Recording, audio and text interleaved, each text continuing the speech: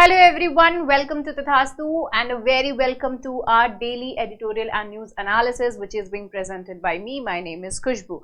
Let's get started with today's analysis which is wherein we will be actually doing a few of the topics and इसमें कौन-कौन सा है mental health से related जो है एक editorial है, it is there in the Hindu, okay, The Hindu में है and World Mental Health Day है and this is something which is really very important also.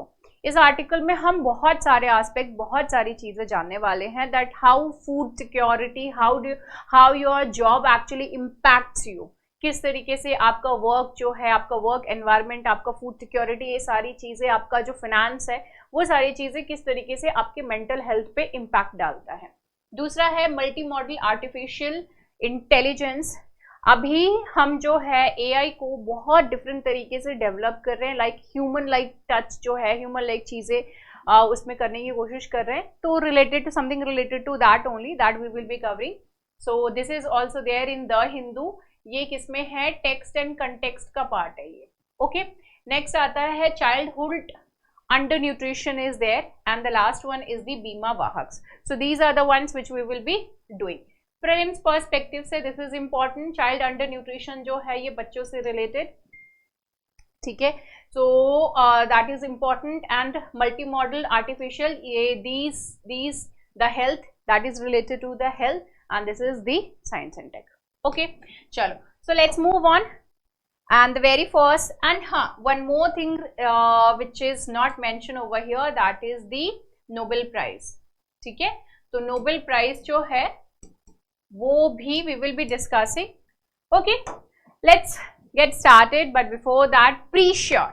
So if you want to be pre-sure, मतलब prelims जो है एकदम sure cut आपका clear हो जाए, तो उसके लिए preparation एकदम पुख्ता और सही preparation होनी बहुत ज़रूरी है and MCQs का practice भी. So for that you can join this initiative by Tathastu pre-sure and इससे related whatever details you want to, किसी भी तरीके का कोई भी information चाहिए तो you can call on these numbers and get the details over there. Okay, चलो. So the very first thing is Claudia Goldin. So इनको जो है 2023 का इकोनॉमिक्स का नोबेल प्राइज जो है वो मिला है and this is for research on work place gender gap. ये इस चीज के ऊपर है. इनका जो रिसर्च है वो वाकई में काफी डिटेल्ड और बहुत ही अच्छा है. इन्होंने और एक और इंफॉर्मेशन यहाँ पर, एंड वो इंफॉर्मेशन ये है, when it comes to the economics laureates, Nobel laureates में 93 लोगों को इकोनॉमिक्स में नोबेल प्राइज जो है वो अभी तक मिला है, जिसमें कि गोल्डन जो है वो थर्ड वुमेन है. थर्ड मतलब इनसे पहले सिर्फ 2 और लेडीज को मिला था. She is the third one to get this Nobel prize. Okay, यहाँ पर इनकी जो स्टडी है उसमें इन्होंने 200 साल की पूरी 200 years of women's participation in the work place that she has actually studied. उन सारी चीज़ों को इन्होंने बहुत ही डिटेल में, 200 साल बहुत लंबा पीरियड है, तो उसको इन्होंने बहुत ही डिटेल में उसको स्टडी किया है, showing that despite the continued economic growth, भले ही इकोनॉमिक ग्रोथ जो है वो काफ़ी अच्छी हो रही है पुराने टाइम से, अगर आप कंपेयर करते जाओ over the period of time तो काफ़ी ज़्यादा बेहतर हुआ है, लेकिन वहीं पे ही अगर आप बात करें विमेन्स की, मतलब जो लेडीज़ हैं, विमेन की पे की अगर बात करें तो that is not consistent. Okay, इसमें जो है अगर मेन काउंटर पार्ट को देखें, दूसरे को अगर देखें, मेन से कंपेयर करें विमेन को, तो उनका जो पे है that is not at par with them. उनका पे जो है उस हिसाब से नहीं है, and which is quite true even now also. अभी भी वैसा ही सिनेरियो है. So it did not continuously catch up to the men's and a divide still exists despite women gaining higher levels of education. Even if the women are getting higher education, फिर भी जो है इस तरीके का situation देखने के लिए हमको मिल रहा है. तो इनकी स्टडी में ये सारी चीज़ें जो हैं वो निकल करके सामने आई हैं, that how even if you are well educated, आपका जो है एजुकेशन ये सारी चीज़ें बहुत ही अच्छी हैं, बट उसके बावजूद भी किस तरीके से it actually it is not doing quite very good when it comes to the pay structure of the women. Now apart from that, यहाँ पर जो है जब ये अनाउंस किया गया था तो उसके बाद ऑब्वियसली बात है कि स्टेटमेंट्स दिए जाते हैं. तो यहाँ पर क्या बात कही गई है कि जो यंग गर्ल्स होती हैं, okay, they always look up to someone, and जो लड़कियां हैं, young girls, they often look up to their mothers. उनकी जो माँ है, जब भी उनके फ्यूचर वर्क डिसीजन की बात आती है, फ्यूचर वर्क डिसीजंस की बात आती है, तो वहां पे उनकी माँ का पार्टिसिपेशन जो है वो बहुत ज्यादा इंपॉर्टेंट हो जाता है. That how she is nurturing, what she is doing, वो सारी चीजें, बच्चों के जो डिसीजन होती है, स्पेशली यहाँ पे जब विमेन की बात हो रही है तो गर्ल्स के पॉइंट आउट किया जा रहा है यहाँ पे कि उनका जो रोल है वो बहुत ज्यादा इंपॉर्टेंट हो जाता है. Each generation learning from the successes and failures of the preceding generation, they keep on learning. This is quite obvious in your life also, for the other things also, not only for the work purpose only. सिर्फ work के ही purpose से ही नहीं, अगर आप दूसरे चीजों को भी लेकर के कंपेयर करें तो, like if I have to tell, कोई भी लाइफ डिसीजन है, ठीक है, तो आपकी माँ जो है, आपकी मदर, आपके फादर का क्या एक्सपीरियंस रहा है, on the basis of that you take the further decisions कि नहीं मेरे को ऐसा नहीं करना है, नहीं मेरे को वैसा नहीं करना है, right. So here also the point, here the mother का जो पार्टिसिपेशन है वो बेसिकली बताया जा रहा है कि वो किस तरीके से एक लेडी के फ्यूचर वर्क के डिसीजन को जो है वो इम्पैक्ट करता है, right. So that was related to the Nobel prize, okay, 2023 in economics. Next is the mental health and the floundering informal worker. This is again really very important article हमारा, and ये article में जो है पूरा का पूरा mental health से related बहुत सारी चीजें जो है वो डिस्कस करी गई हैं. As you can see a lot many colours, बहुत सारे कलर्स जो है हाईलाइट करते टाइम. तो आज जो है this is the mental health day, October 10, and अभी देखो कभी भी कोई डे को अगर ऑब्जर्व किया जाता है तो देयर इज थीम जो कि दिया जाता है. So this year's theme is the mental health as a universal human right. So mental health जो है वो universal human right है. तो इस चीज को जो है यहाँ पर इस पर्टिकुलर पॉइंट को एम्फसाइज किया जा रहा है that this is the same. When it comes to the ILO, International Labour Organization, इन्होंने कहा है कि जो 15% वर्किंग एज अडल्ट हैं globally, they live with a mental disorder. 15%, that is quite good number, 15%. And if एक family है, ठीक है, उस फैमिली में अगर एक पर्सन को भी मेंटल हेल्थ डिसऑर्डर है, देन डेफिनेटली वो फैमिली के बाकी मेंबर्स जो हैं वो भी उस चीज से इम्पैक्ट होंगे, बी इट चिल्ड्रन, वाइफ और हस्बैंड और anyone, parents also, everyone will be impacted somehow, है ना. तो ये जो नंबर है, don't take it very lightly, just 15%, that is quite huge number. एक तो अगर आप डिसेंट वर्क इन्फ्लुएंसेस की बात करें कि मेंटल हेल्थ को लेकर के, तो यहाँ पर ये पॉजिटिव वे में इम्पैक्ट करता है, ठीक है. जैसे कि आपका जो वर्क एनवायरनमेंट है, it's quite good, not very pressure, मतलब बहुत ज़्यादा प्रेशराइज नहीं हो रहे हैं, तो इट्स क्वाइट गुड, तो positively things will be there. But वहीं पे ही उसके उलट कर दे, यू आर अनएम्प्लॉयड, ठीक है, या फिर अनस्टेबल, या फिर प्रिकैरियस एम्प्लॉयमेंट इज देयर, या फिर वर्क प्लेस डिस्क्रिमिनेशन वहां पे हो रहा है, या फिर पुअर और या फिर and particular unsafe working environments are there, working environment जो है वो अनसेफ है या फिर पुअर क्वालिटी का है. ये सारी चीजें, all of these actually impact your mental health. जो वर्कर्स हैं उनके मेंटल हेल्थ को इम्पैक्ट करता है. Please do remember all these points, these are very important once.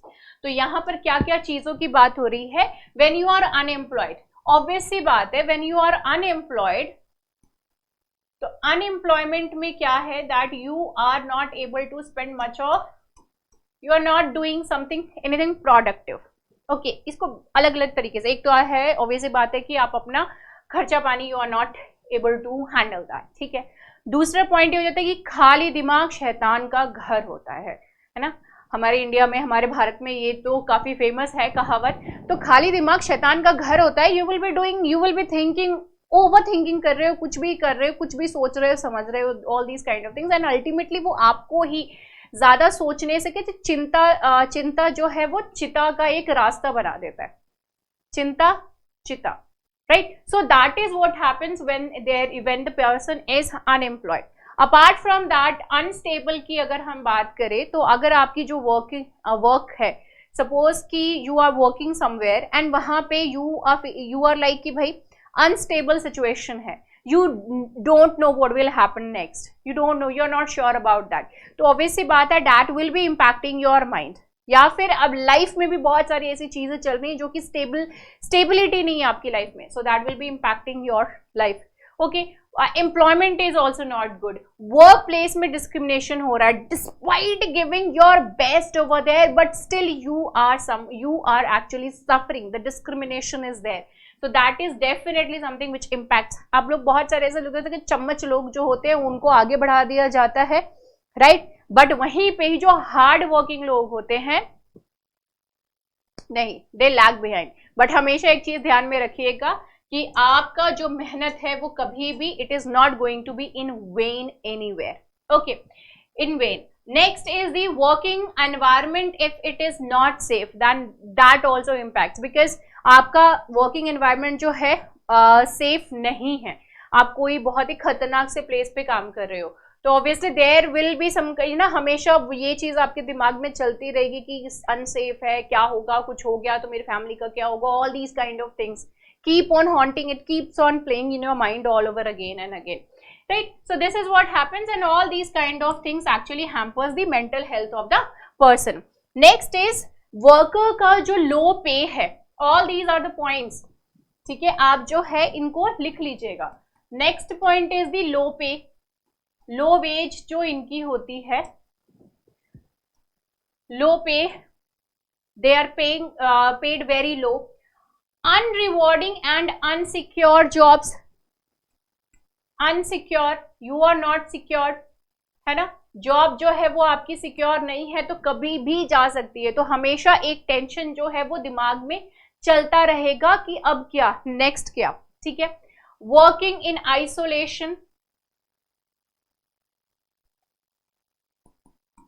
Isolation में आप काम कर रहे हो, it's like you are not interacting with anyone and it's like कि भाई आप बस काम कर रहे हो, only you are working, isolation, there is no interaction and also that also impacts your mind, right. So all these are the kind of things जो कि आपको साइकोलॉजिकली इम्पैक्ट पहुंचा सकता है, ठीक है, साइकोलॉजिकली जो है risk it actually imposes, okay. So these are the points how it leads to the poor mental health of the person. Next, when it comes to the India का aspect, whenever you are doing anything, तो India का aspect जो है वो रखना बहुत ज्यादा जरूरी है, so that you can relate, भाई कि अगर हम कोई चीज पढ़ रहे हैं तो उसका रिलेशन इंडिया का कैसे होगा, इंडिया को कैसे इम्पैक्ट करेगा, ठीक है। So that is very important, so that has also been given over here. India में इनफॉर्मल वर्कफोर्स की अगर हम बात करें, it accounts for more than 90% of the working population, 90% से ज्यादा लोग जो है वो इनफॉर्मल में काम कर रहे हैं। तो जब इनफॉर्मल है इसका मतलब कोई स्टैंडर्ड पे स्ट्रक्चर नहीं है, okay, so this is there, insecurity is there, definitely these are the kind of situation. Working environment कैसा होगा, यू नेवर नो कैसा रहेगा, ठीक है, right. So and any time you can be fired. So informal workforce जो है, these are the people who definitely suffers from one or other kind of mental health issues. These workers often operate without a regulatory protection. There is no regulatory protection because इनका informal है सारा काम, कोई record नहीं है, okay? So that's the problem. Unsafe working environment, जो चीज मैंने आपको यहाँ पे बताई, so that is also there. इसके अलावा the person is not getting good पे, बट आप जो हैं लॉन्ग वर्किंग आवर्स, आपके जो लॉन्ग वर्किंग आवर्स है कभी भी स्ट्रेच कर दिया जा रहा है, you are being pressurised, otherwise you will be fired, तो आपके पास और कोई ऑप्शन ही नहीं है, you have to work, so that is also a kind of torture. Next is the social and financial protections. Very little social or financial protections, because whenever you are working you are always supposed to have some money. आपके पास ना कुछ पैसा जरूर होना चाहिए ताकि in the future you can make use of it. Suppose कि suddenly अगर कोई बीमार पड़ जाए, सडन कुछ फिनेंशियल रिक्वायरमेंट है, आपको खर्चा करना है, तो यू हैव टू सेव ना. तो यहाँ पे फिनेंशियल प्रोटेक्शन नहीं है किसी तरीके से. अनसर्टेनिटी बहुत ज्यादा होती है and that too high uncertainties is there, deep precarity and face discrimination. So all of these things are actually included in this thing when it comes to the informal structure, informal workforce. Okay, apart from that the gender disparities are also there. Gender disparities, अब यहाँ पे अगर हम बात करें 95% से जो India में वर्किंग विमेन है, ठीक है, वर्किंग विमेन, यहाँ पे टोटल लोगों की बात कर रहे थे 90%. ओके, यहाँ पे it was talking about the 90% of what it was talking about the total working force. तो टोटल वर्किंग फोर्स के 90% जो है वो इनफॉर्मल में है. वहीं पे ही if you talk about only women working force, only women, so when it comes to the women, तो 95% women are in the informal work. They are doing informal jobs. 95%. That's quite huge number of women. They are engaged in the informal, low-paying and precarious employment, often without any kind of social protection. So all these kind of things are also there when it comes to the women. And they face lots of challenges. They suffer from the patriarchal structures also, because whenever it comes to the promotion or whenever it comes to the decision making and all, so men are being heard more. men को जो है ज्यादा preference दिया जाता है, उनके thought process को ज्यादा प्रेफरेंस दिया जाता है as compare to the women. So these are the kind of things which are actually being faced by them. And apart from that, right, and apart from that they suffer from the they suffer from all these kind of things in their social and familial spaces also. Doesn't matter whether the ladies are actually earning or what, वो earn कर रही हैं नहीं कर रही हैं उतना नहीं impact पड़ता है. There are a lot many families, but वहाँ पे क्या होता है, they are actually having lots of pressures. बहुत सारे जो है उनके ऊपर प्रेशर रहते हैं, patriarchal pressure though it was actually talking about. Now let's come to the UNDP, that is the United Nations Development Program over here. ये जो है employment and poor quality employment की बात करें तो ये कह रहे हैं कि यहाँ पे it consistently had been detrimental to the mental health. ठीक है, ये जो कंसिस्टेंटली मेंटल हेल्थ को काफी ज्यादा जो है वो इम्पैक्ट कर रहे हैं, poor quality employment and unemployment. Okay, तो ये किसके हिसाब से है, UNDP. whenever you are referring, whenever you are mentioning any of the information in your answers जब आप लिख रहे हो तो अगर कोई चीज भी आप कोई डेटा या फिर कोई इंफॉर्मेशन दे रहे हो तो डू मेंशन कि वो कहाँ से है, यू आर रेफरिंग व्हाट. तो यहाँ पे यूएनडीपी का मेंशन करके यू कैन डेफिनेटली राइट कि अनएम्प्लॉयमेंट जो है वो किस तरीके से मेंटल हेल्थ को इम्पैक्ट करता है. अनएम्प्लॉयमेंट एंड इसके साथ साथ जो है even if you are employed तो पुअर क्वालिटी एनवायरमेंट जो है, पुअर क्वालिटी एम्प्लॉयमेंट, ठीक है, how these things actually impact the mental health of the person. अभी यहीं पे एक ग्रुप की बात हो रही है, लोक नीति ग्रुप, जो कि centre for the study of developing societies के अंडर आते हैं. तो उन्होंने रफली अराउंड 10,000 लोगों को इंटरव्यू किया. एज क्या था, 15 to 34 ईयर्स की इनकी एज है 18 स्टेट्स में. ओके, इंडिया में. और इन्होंने they have observed this thing that the many of these people 18 states and they are highly susceptible to the negative emotions. Highly susceptible. हमेशा एक चीज को ध्यान रखना कि जिंदगी में कभी भी नेगेटिव चीजें जो हैं वो बहुत जल्दी आपको इम्पैक्ट करती हैं as compared to the positive things. And this is the reason why most of the people get used to negative habits. मतलब वो negative habits जो है वो बहुत जल्दी सीख जाते हैं, उसको बहुत they inculcate those kind of things quite easily, they adapt to those kind of things quite easily as compare to the positive ones. Okay, तो दैट्स द सीन। तो यहाँ पे जो इमोशंस, नेगेटिव इमोशंस हैं, उससे बहुत ज्यादा इम्पैक्ट हो जाते हैं। 15 to 34 years, quite young age, very young people. Youth unemployment is one of the highest reason when it comes to the India, in which along with the stigma around unemployment, कि अगर कोई भी society में है, आसपास अपने unemployed है, तो यू मस्ट हैव सीन कि उसको किस तरीके से ट्रीट किया जाता है। Like in the movies also you must have seen that if there is a guy, if there is any like hero को ही बेसिकली इस तरीके से दिखाया जाता है कि वो अनएम्प्लॉयड है और उसके घर वाले उसको किस तरीके से ट्रीट कर रहे होते हैं। That is actually showing the true face of the society, that किस तरीके से लोग जो है उसको ताना मारते रहते हैं। In the movies they actually show it as if some kind of comedy, ना कॉमेडी के तौर पे जो है वहां पे दिखाया जाता है, बट इन एक्चुअल जो ताने पड़ते हैं इन actual society, in the life, in the reality, that is not the comedy, वो आपके मेंटल हेल्थ को जो है वो बहुत ज्यादा इम्पैक्ट करता है। Like when it comes to the UPSC, अभी आप यहाँ पे यूपीएससी से ही रिलेट कर दो। Like just for an example, आपने जो है यूपीएससी के लिए स्ट्रेट 5 years या फिर जो है 6 years आपने डेडिकेट किए, एंड यहाँ पे सपोज यूपीएससी नहीं हुई, there are lot many examples, बहुत सारे संदीप भैया हैं भाई, बहुत सारे संदीप भैया हैं। तो अब यहाँ पे यूपीएससी नहीं हुई, तो अब इनके ऊपर कौन सा टैग लग जाता है कि अरे भाई ये तो अनएम्प्लॉयड है, इसने अपनी जो पूरी की पूरी लाइफ किस तरीके से डिस्ट्रॉय कर दी, क्या ही करेगा, अब इसकी एज इतनी हो गई है, पैसे नहीं कमा रहा है, शादी कैसे होगी, घर कैसे चलेगा। There are a lot many things which happens to specially to men over here. Mental pressure बहुत ज्यादा उनके ऊपर हो जाता है। That's the fact actually. Okay.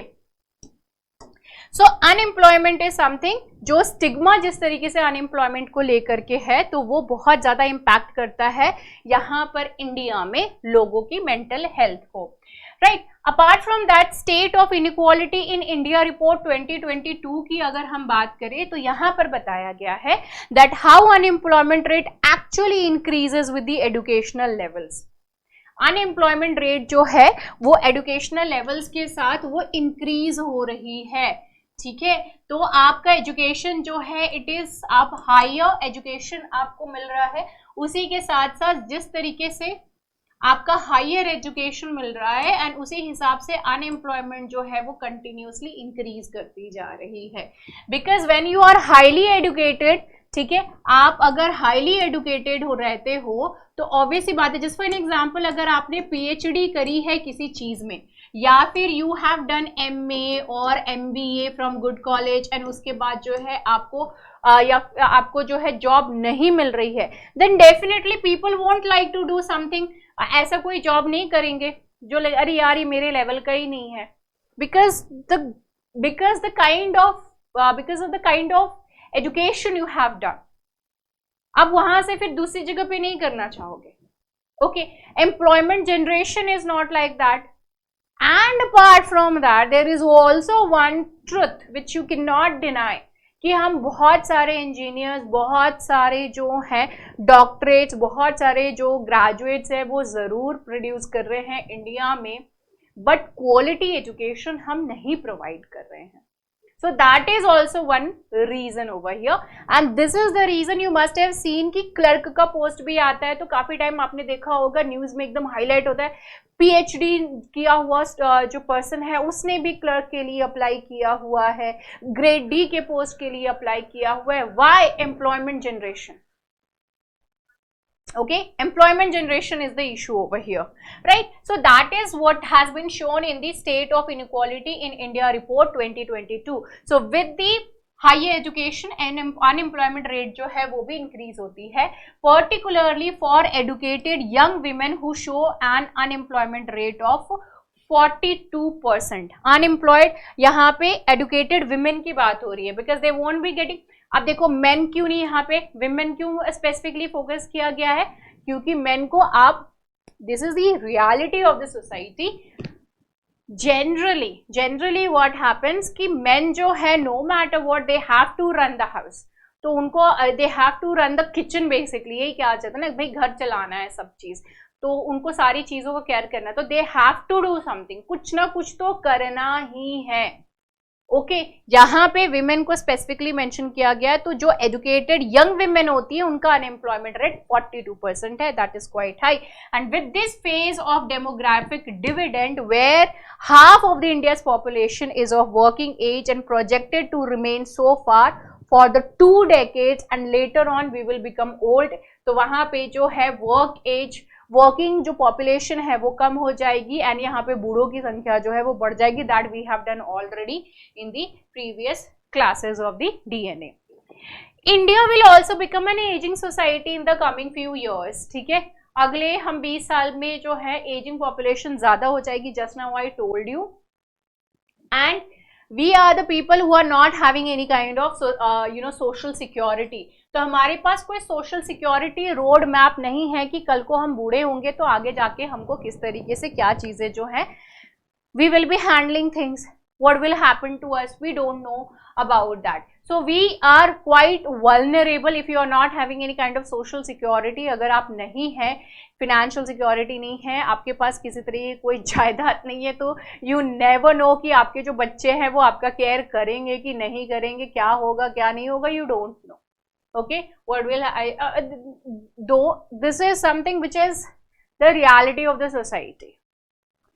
खैर, तो ये भी जो है मेंटल हेल्थ को इम्पैक्ट करता है। वहीं पे ही इंडिया का 2011 का जो सेंसस है उसको अगर हम रेफर करें तो देयर आर 33 मिलियन पीपल जो इनकी रिटायरमेंट एज हो चुकी है, उसके बाद भी these are the people who are still working, they are working, क्यों?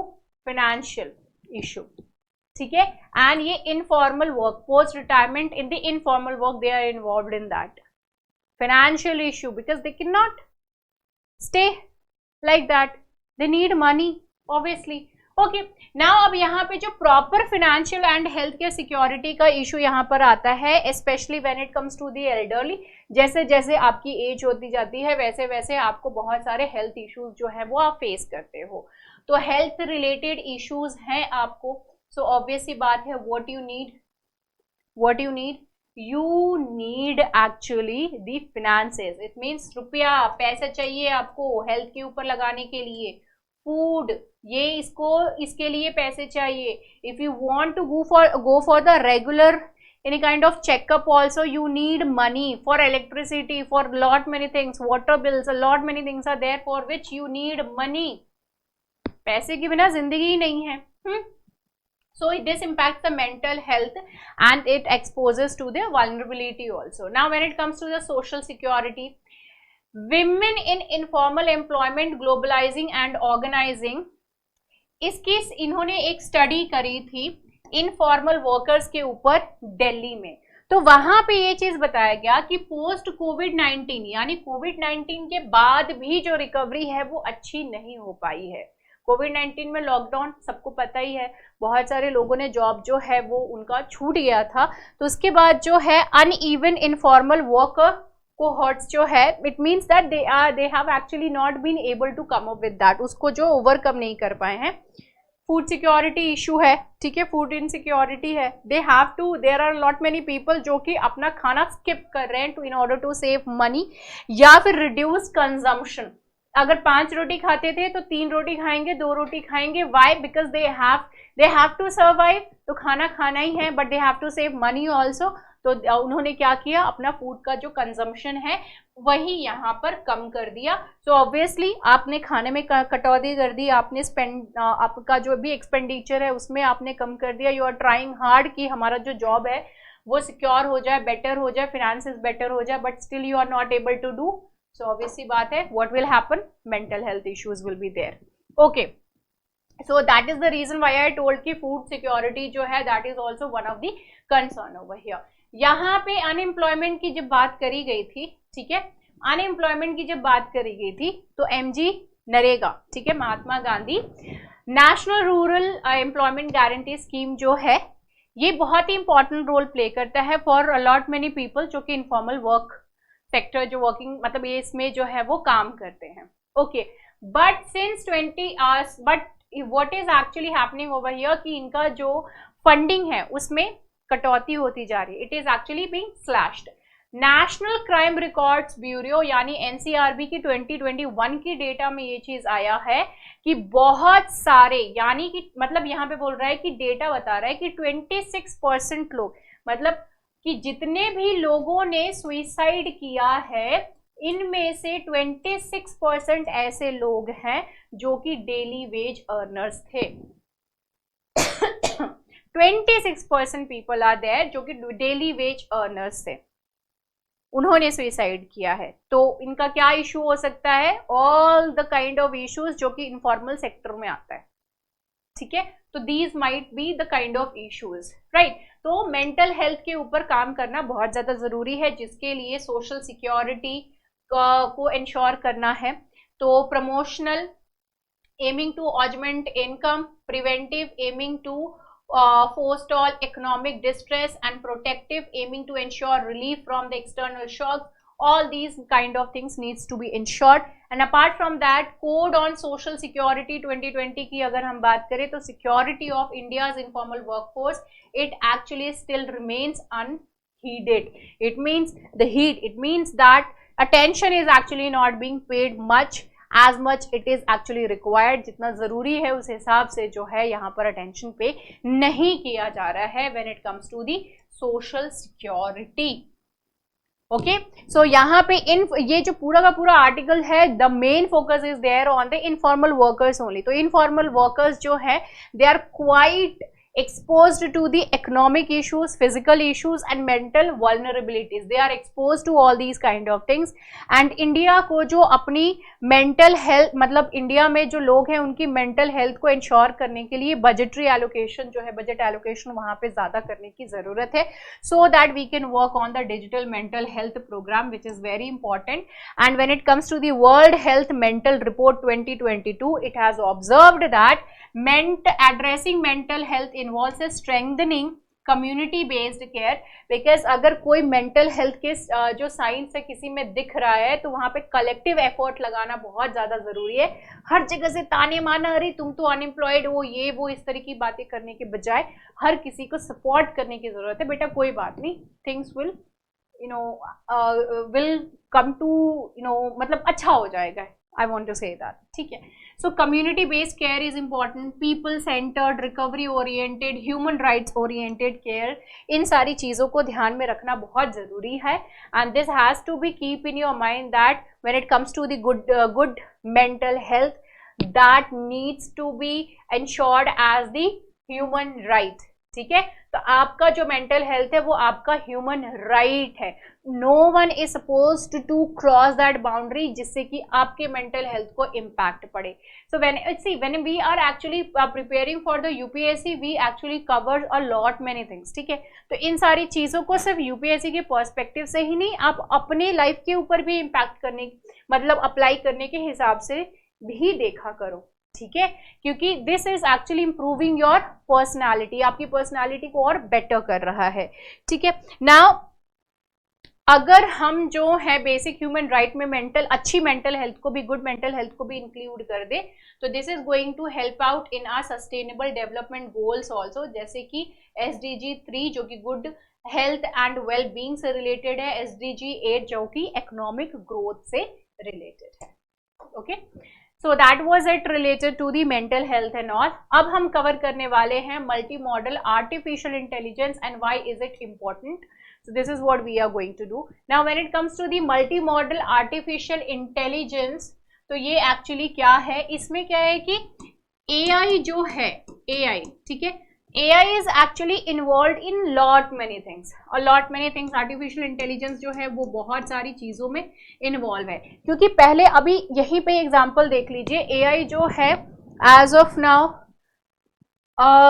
इनिशियली मिनिमम छोटी मोटी चीज़ों के लिए ही आर्टिफिशियल इंटेलिजेंस यूज़ किया जा रहा था, but now you are using just for an example ChatGPT जो है उसको यूज़ किया जा रहा है. Like recently only we have seen, I guess मैंने कल भी आपको बताया था कि हम क्या कर रहे हैं, बहुत सारे ऐसे लोग हैं जो कि इस तरीके की आर्टिफिशियल इंटेलिजेंस को यूज करके they are writing the story of the script of the movies also, right. So ये चैट जीपीटी यूज करा जा रहा है, lot many people are using Bard also, these kind of things.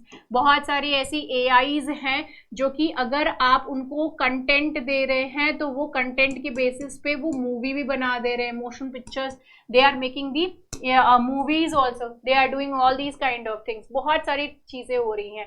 आप कुछ बोल करके वहां पे, मतलब आप कुछ बोल दे रहे हो तो एंड उसके बाद जो भी command you are doing, they are doing according to that. आपने कोई इमेज आपको चाहिए तो आपने उसको कमांड दे दिया कि आई वांट सम इमेज जो कि ऐसा ऐसा ऐसा हो, ठीक है, तो वो उसी इमेज को डेवलप, उस टाइप की इमेज को डेवलप करके आपको प्रेजेंट कर दे रहे हैं। सो दे आर बीइंग दिस, जो एआई है उसको बहुत ही अलग अलग तरीके से यूज किया जा रहा है, ठीक है। तो अभी यहाँ पर बात हो रही है स्पीच सिंथेसिस की, like whatever you are speaking they are understanding also, they are converting also। उसके साथ साथ वो डिफरेंट लैंग्वेजेस में भी है, जैसे कि गूगल ट्रांसलेटर की अगर हम बात करें तो वो ट्रांसलेट कर देता है।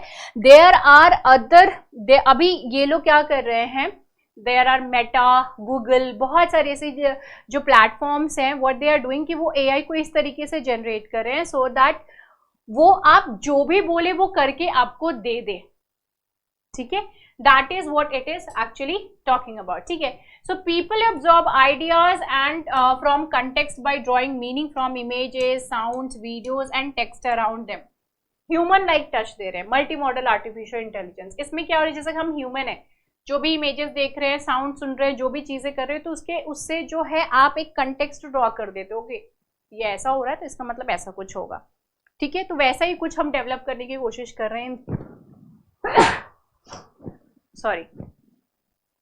in this thing, the AI also। The report also stated that Google had an easy advantage over the competitors in the multimodal world। अब यहाँ पे जो है गूगल के ऊपर, गूगल को काफी ज्यादा एडवांटेज आता है जब मल्टी मॉडल वर्ल्ड की अगर हम यहाँ पे बात करें, क्योंकि किसी भी तरीके की वीडियो की बात करो यूट्यूब है, किसी भी तरीके की चीजों की बात करो, इमेजेस की बात करो, इंफॉर्मेशन की बात करो तो गूगल सर्च इंजन है, यूट्यूब है, lot many things are there. ये सारी चीजें आपको यहाँ पे मिल जाएगी, किसी भी चीज से रिलेटेड आप वीडियो सर्च करो, it's there on the YouTube, right. And यहाँ पे एक और पॉइंट आपको देखने की जरूरत है कि ओपन एआई जो है, दिस इज समथिंग जो कि काफी ज्यादा मतलब इसको परस्यू किया जा रहा है और इसको काफी ज्यादा बढ़ावा मिल रहा है। अभी तो कंपनीज इतनी ज्यादा हायरिंग कर रही है मल्टी मॉडल एक्सपर्ट्स की कि they are paying really very high, they are paying really very high. अब जैसे यहाँ पे देखो $3,70,000 per year, this is huge amount. अब इसी को ही 83 रुपीज 82 रुपीज से जो मल्टीप्लाई कर लो तो यू कैन सी कि कितना ह्यूज अमाउंट जो है वो पे करने के लिए रेडी है। एंड यहाँ पर एक और प्रोजेक्ट की बात बता रहा है, that is the Gobi. And Gobi is also the multi modal AI system, जिसको कि एकदम स्क्रैच से प्रिपेयर किया जा रहा है, not like that of the GPT models. Chat GPT models जो है, चैट जीपीटी 3.5 and 4 जो है वो, that is really very good. Now they are actually talking about the different kind of multimodal ones, AI actually। अब यहाँ पे doll.e है, ये भी एक तरीके का मल्टी मॉडल AI है। अब ये क्या करेगा, text to image model, text to image, आपने टेक्स्ट दे दिया वो इमेज में इसको कन्वर्ट कर देगा, राइट।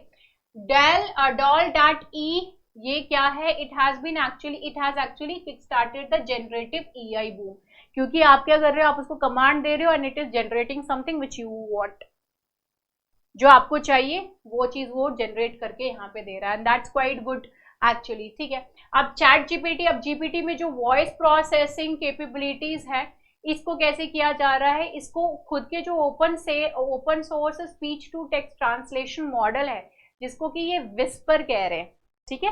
एंड विस्पर जो है अभी रिसेंटली मतलब लास्ट ईयर ही इसको रिलीज किया जाता, and it can actually recognise in what language you are speaking. ये क्या कर सकता है कि रिकॉग्नाइज करता है speech in the audio and उसको सिंपल लैंग्वेज टेक्स्ट में जो है कन्वर्ट करता है। लाइक एआई तो है आपका मोबाइल, मोबाइल में आपने जो भी चीज बोला वो टेक्स्ट में उसको कन्वर्ट कर दे रहा है. That is what is happening, right. So these are the kind of things जो कि आप चैट जीपीटी से भी कर ले रहे हो. 2020 में मेटा जो है वो भी एक मल्टी मॉडल सिस्टम पे काम कर रहा था. एंड उनका क्या था, जैसे कि फेसबुक की अगर आप बात करें तो फेसबुक ऐसा प्लेटफॉर्म है जहां पे एनीवन इज पोस्टिंग एनीथिंग.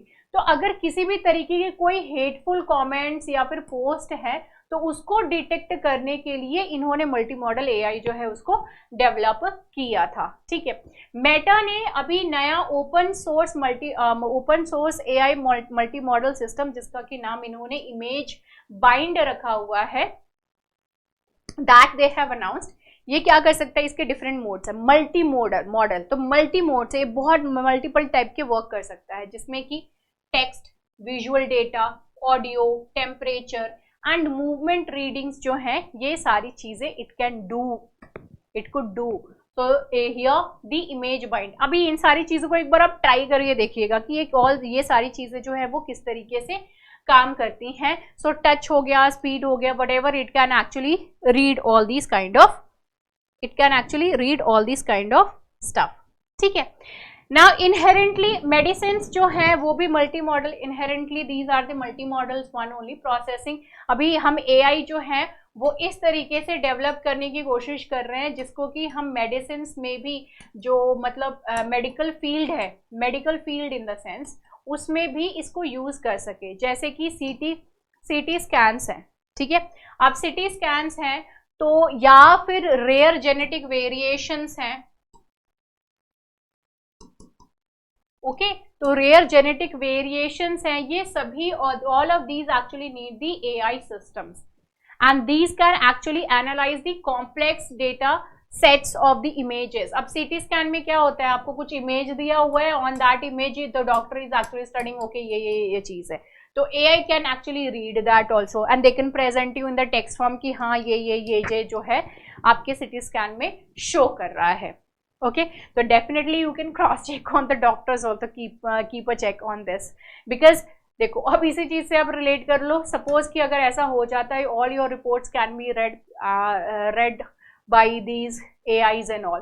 तो जैसे कि सिजेरियन के केसेस जो है वो बहुत ज्यादा इंक्रीज हो रहे हैं in the all over the world. Specially जब इंडिया की बात आ रही है तो काफी ज्यादा सिजेरियन के केसेस हो रहे हैं. सिजेरियन मतलब ऑपरेशन करके जो है बेबी को मतलब सी सेक्शन जो है आपको बेबी को डिलीवर करना, not through the normal ways, right. अब यहाँ पे जो है उस रिपोर्ट को, जो भी रिपोर्ट डॉक्टर ने दी है, you can actually feed it, उसका जो है इमेज आप यहाँ पर दे रहे हो and this AI will generate automatically कि हाँ भाई ये चीज है. तो you can cross check things like this. Okay. AI models that perform speech translation are another obvious segment for the multimodality. Google Translate जो है वो multiple models uses the multiple models and as do just like that of the Meta का seamless M4T model जो है वो भी text to speech, speech to text, speech to speech and text to text translation जो है ये सारे काम कर लेता है and इसको recently ही release किया गया है. Next and last topic is that of the Bima वाहक्स. बीमा वाहक्स में कौन है? ये जो बीमा वाहक्स हैं ये स्पेशली क्या है, विमेन सेंट्रिक है. एंड नाम से ही आपको पता चल रहा है, it is related to bima, it means it is related to the insurance. Okay. It is related to the insurance. जब ये इंश्योरेंस से रिलेटेड है तो ऑब्वियस सी बात है IRDAI जो है it will be involve in this thing. So insurance regulatory and development authority of India. Simple. तो कौन रेगुलेट कर रहा है? IRDAI. ठीक है. IRDAI जो है ये रेगुलेट कर रहा है किसको? बीमा वाहक जो है उसके अंडर आता है एंड ये विमेन सेंट्रिक है. This actually dedicated to the distribution channel to enhance insurance inclusion with the focus on the rural areas. तो यहाँ पे फोकस किस चीज पे आ जा रहा है? On the rural areas. वहां पे इंश्योरेंस के लिए बीमा वाहक जो है वो काफी ज्यादा इंपॉर्टेंट रोल प्ले करते हैं when it comes to the बीमा विस्तार.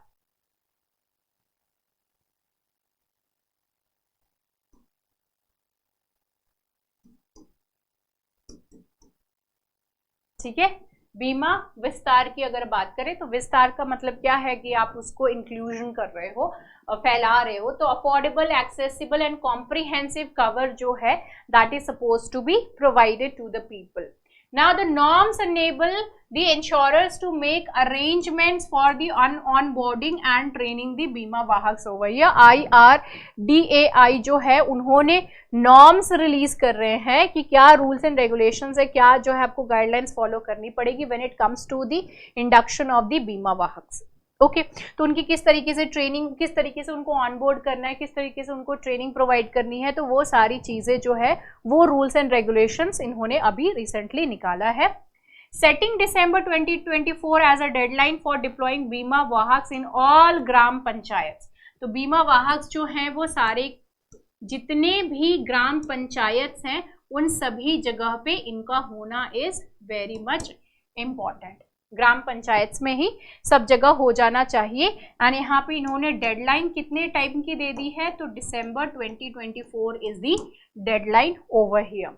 बीमा वाहक्स will be given handheld devices integrated with the insurers electronic platforms like that of the tablet they will be given, wherein they will be putting on all the kind of information जिसको भी बीमा provide कर रहे हैं उनको, and they will sell and service बीमा विस्तार and other products specified by the IRDAI। तो बीमा वाहक जो है वो बहुत ही इंपॉर्टेंट है। IRDAI जो है इनको ऑनबोर्ड यानी कि इनको पे रोल पे ले रहे हैं, मतलब उनको हायर करना एंड उनकी ट्रेनिंग देना, उससे रिलेटेड अभी इन्होंने नॉर्म्स निकाले हैं। बीमा वाहक जो हैं वो सारे रूरल एरियाज में होने चाहिए। तो इन्होंने डेडलाइन निकाल दिया है दिसंबर 2024 में कि तक जो है सारे ग्राम पंचायत में बीमा वाहक होने चाहिए। बीमा वाहक आर रिस्पॉन्सिबल फॉर दी बीमा विस्तार, एंड ये क्या है, बीमा वाहक विमेन सेंट्रिक प्रोग्राम है। Okay, so these are all the kind of things related to this particular point. Okay, chalo. So this is it related to today's daily news and editorial analysis. I hope that you people enjoyed it. See you in the next video. Bye bye. Take care and have a great time. Good night. Jai Hind.